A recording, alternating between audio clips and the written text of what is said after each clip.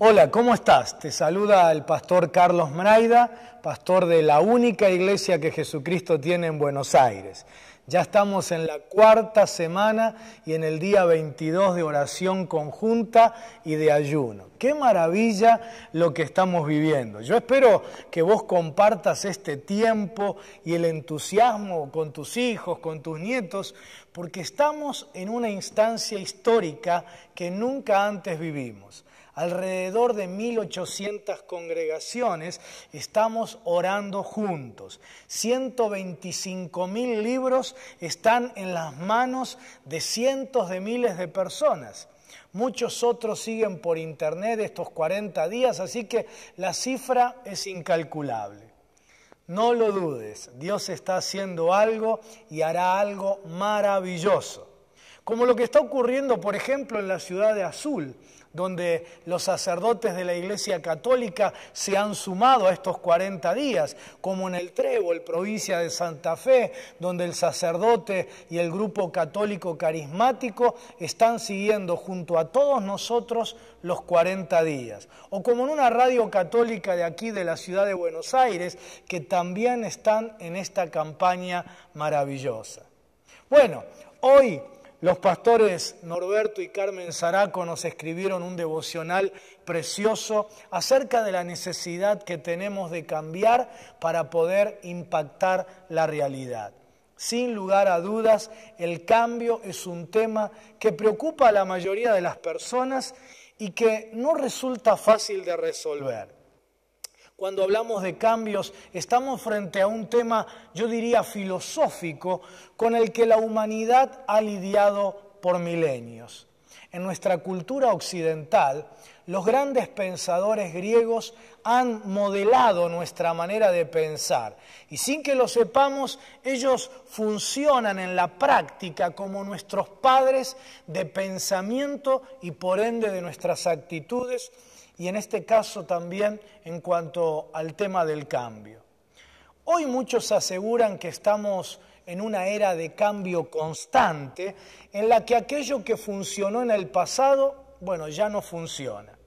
Esta visión del cambio continuo tiene sus orígenes en el pensamiento de Heráclito, quien vivió aproximadamente 5 siglos antes de Cristo, con su famosa frase: no podemos bañarnos 2 veces en el mismo río. Él quiso expresar que todo cambia, que todo fluye y que nada permanece estático.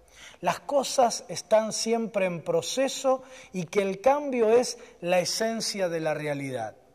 Cuando consideramos los avances tecnológicos, el permanente ascenso y caída de las empresas, de los mercados, de las acciones, la situación en Europa, el proceso natural de nuestra propia vida con sus distintas etapas, no podemos menos que coincidir con este pensamiento de este filósofo.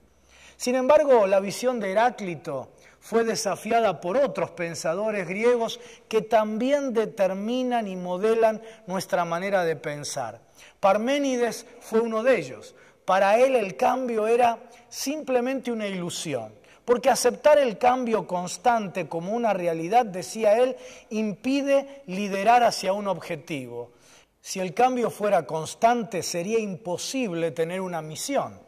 Para el momento en que las metas, las prioridades fueran definidas, el objetivo ya estaría cambiaría y entonces las metas y las prioridades perderían sentido.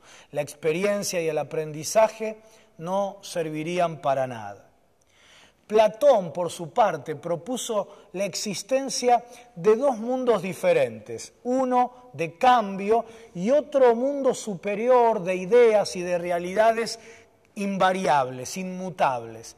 Para Platón, la búsqueda de esas formas trascendentales e inmutables dan control aquí abajo sobre el caos y brindan un sentido de misión en la vida.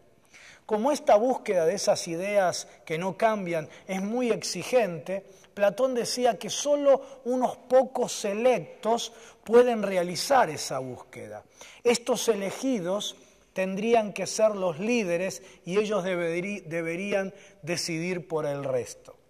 Aristóteles también aceptaba que el cambio existe. Él decía que el hombre necesita cambiar debido a sus carencias y que para cambiar es necesario que una persona actualice su potencial, y esto dependía del hombre mismo y no de Dios o de un mundo trascendente.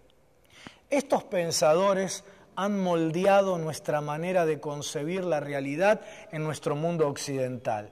¿Qué decir a estas contrastantes visiones que han influido nuestra manera de pensar y nuestras actitudes? Porque la Biblia dice que si queremos cambios, toda transformación viene mediante la renovación de nuestro entendimiento. Así que debemos confrontar con estos pensadores para que el pensamiento de Dios esté en nuestra mente.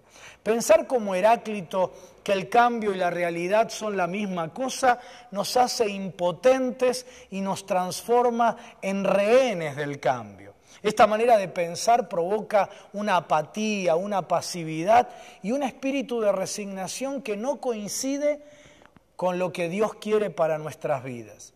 No somos rehenes del cambio. Dios nos hizo mucho más que una simple hoja de otoño llevada por el viento de los cambios y de las circunstancias.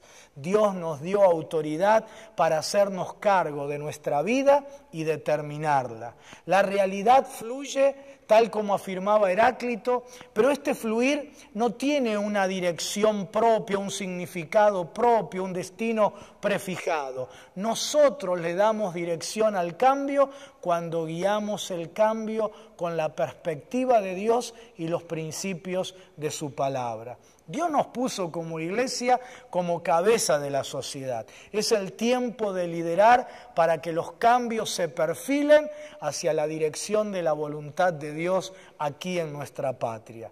Y como Norberto y Carmen Zaraco nos dicen en nuestro devocional de hoy, lo tenemos que hacer a partir del amor, de los valores del reino y del testimonio. Lo mismo en tu vida y familia. Por favor, salite de la inacción, salite de la reacción y ponete a la cabeza de los cambios. Liderá los cambios que hagan falta en tu vida y familia bajo la guía del Espíritu Santo. Pensar como Parménides que el cambio solo es una ilusión y que la realidad es estática es absolutamente igual de inconducente. Esto hace que la gente se duerma, pierda una y otra vez el tren de las oportunidades, que el cambio les pase por encima y les haga perder todo. Esta idea conduce a la negación y por ende conduce al sufrimiento. Nos gusten o no, los cambios existen y cada vez son más veloces y profundos.